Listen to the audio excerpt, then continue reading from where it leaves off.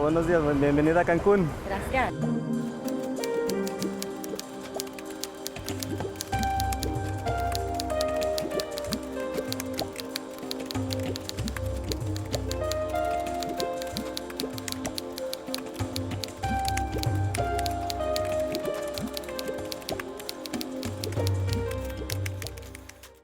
Particularmente en lo que tiene que ver con quiénes son los responsables del problema y cuál es su nivel de aportación a la solución. Durante muchos años se pensó, y así se negoció incluso el protocolo de Kioto, en el entendido de que los responsables del problema son los países desarrollados y los que deben financiar los esfuerzos para reducir emisiones, no solo en sus países, sino también en los países en desarrollo, deben ser los países desarrollados. Pero ya en los últimos años y en Cancún de manera muy clara, llegamos a la conclusión que es una interpretación equivocada.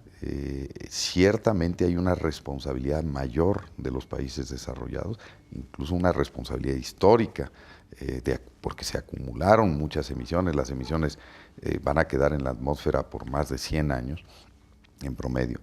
Pero eso no quiere decir que los demás no seamos responsables. México, al igual que el Brasil, al igual que China, sobre todo China, India, estamos emitiendo volúmenes muy altos de gases de efecto invernadero y por lo mismo tenemos responsabilidades.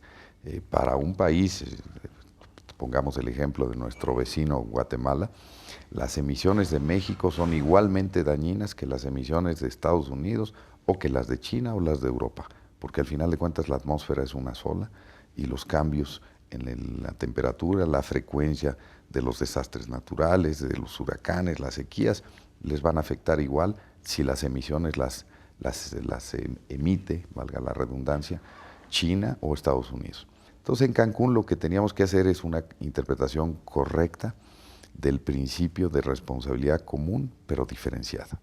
Todos tenemos alguna responsabilidad, pero también hay que diferenciarla en función de los volúmenes, de las toneladas que hemos emitido y también de la capacidad de los países, porque evidentemente los recursos humanos, financieros, tecnológicos son distintos y hay que aprovechar esas diferencias. La COP16 representó dos cosas, digamos, calificamos a la COP16 en tres esferas.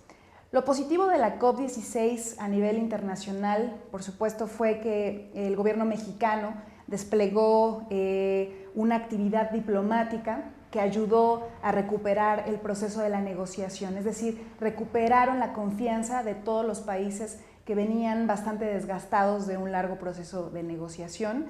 Y lo que lograron la delegación de México en Cancún fue dejar esta confianza para poder avanzar en los acuerdos necesarios. Desafortunadamente, la COP16 no trajo acuerdos vinculatorios, es decir, obligatorios para los países. Este acuerdo que resultó de Cancún no obliga a que ellos asuman compromisos en temas de reducción de emisiones o en temas de asignación de recursos. Entonces, lo que calificamos de la COP es que fue positivo porque se recuperó este espacio diplomático de negociación, pero nos preocupa que al final no se ha logrado este acuerdo jurídicamente vinculante que realmente obligue a los países a asumir compromisos de reducción, de financiamiento y, por supuesto, para ayudar a los problemas de adaptación.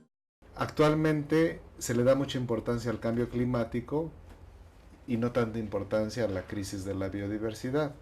Es otro problema por el cual estamos viviendo la extinción de especies, deterioro ambiental, pérdida de recursos genéticos y sin embargo se le da mucho más importancia a la crisis de cambio climático. ¿Por qué?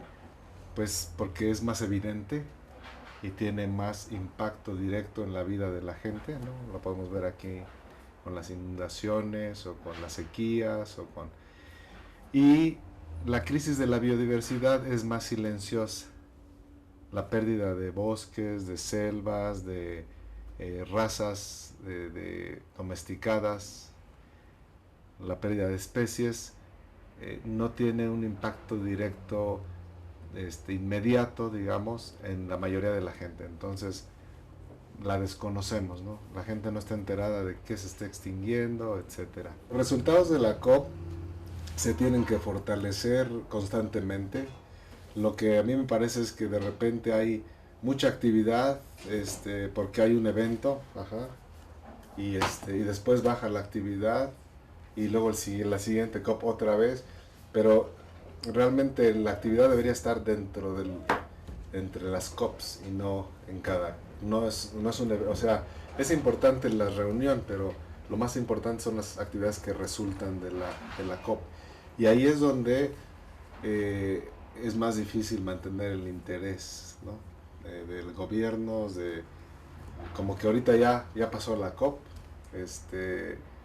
y tenemos que hacer un esfuerzo para que lo que se concluyó, toda la cuestión de restauración, de tener la deforestación, realmente tenga un impacto. Recientemente mis esfuerzos se han dirigido ya no tanto a la investigación científica, sino a la conexión entre ciencia y política, porque pues lo que me interesa, el tema general, está conectado con el medio ambiente y la conexión con la ciencia. Y sobre todo, pues en estos últimos años he trabajado con el problema del cambio climático.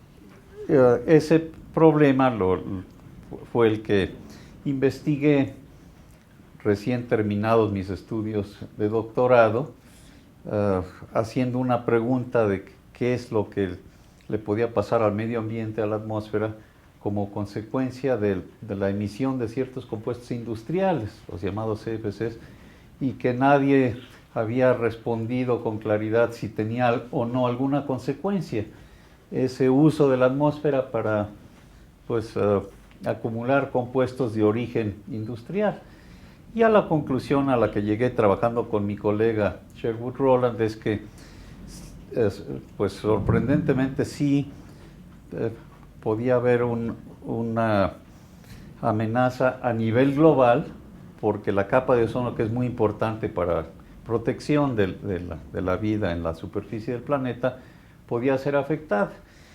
Pues ese trabajo fue el que llevó al reconocimiento a mi colega, también a Paul Crutzen, otro colega muy cercano nuestro, y a mí a recibir el Premio Nobel de Química en 1995. Y como consecuencia de ese trabajo hubo un acuerdo internacional, muchos años después, que prohibió la producción de estos compuestos. Ya no se producen los CFCs que dañan a la capa de ozono. Más recientemente, pues nos hemos dado cuenta que este problema del cambio climático es muy difícil de resolver, no tanto por la ciencia, que sí es complicada, sino por los aspectos políticos. La resolución de este problema implica cambios muy profundos en la manera como funciona la sociedad.